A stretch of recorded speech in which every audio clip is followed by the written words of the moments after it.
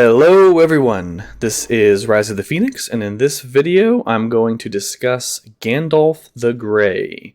Gandalf the Grey is currently one of my favorite commanders. I consider him to be quite strong, especially for how easy he is to obtain.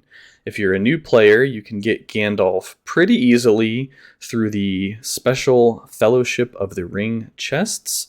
These chests guarantee that you get 3 of his reputation items after every 5 chests that you open, and if you're lucky, you'll get 1 or 2 extra along the way so that you can take him up to respect level 1 quite early. In this video, we'll cover the skill build that I recommend using on him, what sort of troop compositions I think he works well with, and his itemization. So first of all, Gandalf is a support commander, that is his trait, gives him extra focus and extra skill points, which is absolutely wonderful for Gandalf because those are both things that he really likes. As for stats per level, he gets a mediocre amount of might, a quite good amount of focus, and a poor amount of speed per level. So his big drawback is that he is a slower commander. So let's look at his skill build. This is what I'm currently running with him. I'm able to easily solo 200 tiles, and he is the first guy that I use to hit 230s and above because he's generally able to take down about half of the first army that's defending that tile while taking very few casualties. So I would start off by putting points in Mithrandir. This skill is incredible for the first 4 rounds, which is almost half of a full battle. The entire enemy army is doing less damage, and do note, this effect is modified by your focus stat. And once you have it maxed out, your entire army, because you can only carry 3 units, gets to avoid the first instance of damage in battle. So start out with Mithrandir. Start pumping points into Convener and Free Peoples. Once you're able, I would put 2 points in the Grey, and then 1 point into Blindside, just so that he does start throwing out stuns, then come back down to his bottom tree, max out Mithrandir and the associated skills.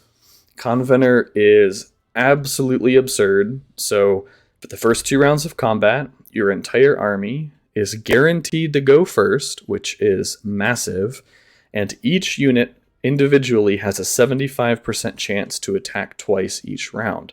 What I mean by that is, let's say you're running Guards of the Tower, Cataphracts, and Master Throwers. Sometimes your Guards of the Tower and Cataphracts will attack twice, and your Master Throwers will only attack once. The game rolls the check for each unit separately. Then you can finish off maxing out Free Peoples, really strong skill, Elves, Men, Dwarves, and Hobbits, which is pretty much every unit that you'll ever use with him, gets a flat damage reduction always. It combos very nicely with your enemies doing less damage. Come back up, max out the Grey, and put points into Fleeting Movements. This gives your army even more evasion, makes it even more tanky. The Grey provides a nice little boost to healing.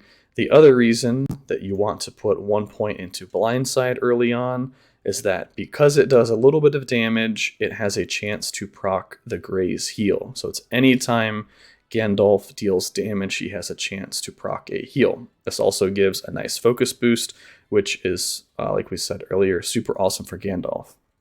If and when you take him to Respect 3, I would put a few points into Wizard, 1 point into Surge, just to get more procs of Blindside.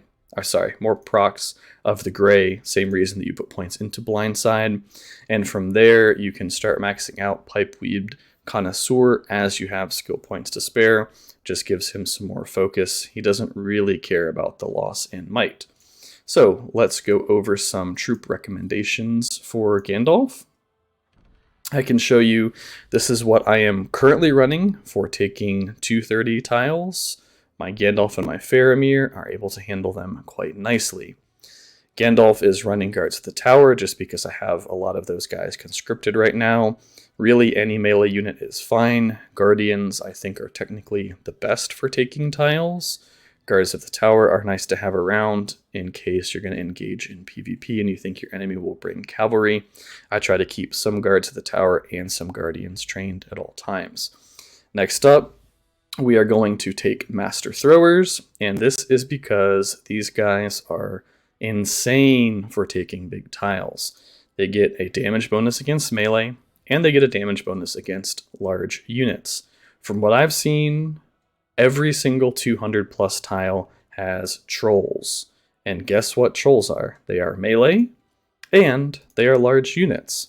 Additionally, having these guys conscripted is just nice as well for PvP. There will almost always be a melee unit around to fight. These guys have a damage boost against them. If you're fighting an evil faction, a lot of people like running the tier 3 trolls with the taunt. Master Throwers do exceptionally well against them. I also bring Bow Knights, just because, same reason as the Master Throwers, damage bonus against large units. They shred trolls.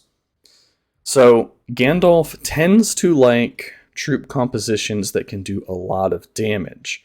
This is because Gandalf has healing, he has evasion skills, he makes your units take less damage, he makes enemy units deal less damage, and he has the Convener ability, which will let your high damage units attack multiple times at the beginning of combat, as well as guarantee they get their attacks off first. So Gandalf himself is not going to be doing a lot of damage, which means he needs his troops to be doing a lot of damage. Now for PvP, you could build like a fully tank army just to kind of bunker down on an important location, just to try to soak as many battles as possible. But in general, for taking tiles, and if you want your Gandalf to actually beat enemy armies rather than just stall, you want to bring high damage troops so that all of his skills will help them stay alive and help them deal more damage. All right, we'll wrap this up with some itemization. Quite straightforward on Gandalf. You really want to maximize focus because all of his abilities scale off of focus, and having high focus reduces the damage received by your army, which just stacks super nicely with all of his other skills that we just talked about. It also helps those high damage units, which tend to be squishy, it helps them stay alive. So on mine, I'm running this sword. I believe I got it from the season pass. I got one of these two from the season pass. I got one of them from a chest. So I'm using this one on Gandalf. Very easy pick for me. He has a chance of dealing extra focus damage. His focus stat is super high. Awesome. It gives some might, which helps shore up his low might growth and lets your army deal more damage. It has focus and speed and army attack. So overall, very, very solid item for Gandalf. His armor could be a little bit better. I'm hoping to upgrade it eventually one day. Might, focus, speed, and the attunement gives extra focus. I would really prefer an armor that fully focused on focus. That was kind of a tongue twister there. However, having some extra might around, letting your high damage units do even more damage, isn't necessarily a bad thing. We have a Bone Mask, might focus army health, and he deals even more focus damage. Granted, this really isn't that great on Gandalf because he's not really a damage-dealing commander, but it still adds a little bit of an extra punch. And we round things out with a Smoking Pipe, which gives a very large chunk of focus, and I have a really nice ability on this one, which lets me recover health on my army every 2 rounds. Just pairs really well with all of his other abilities that are reducing damage and healing. Eventually, hopefully, I can refine this to improve that ability even more, but we'll see. I'm already kind of stretched thin on items on my commanders for now anyways. So that's it for this one. Thank you for watching. I hope you learned something useful along the way. If you enjoyed the video, please consider leaving a comment down below, particularly if you disagree with my recommended skill build or have some way that I could improve it. Also, please consider liking and or subscribing to my channel. I'll see you in the next one. Rise of the Phoenix, over and out.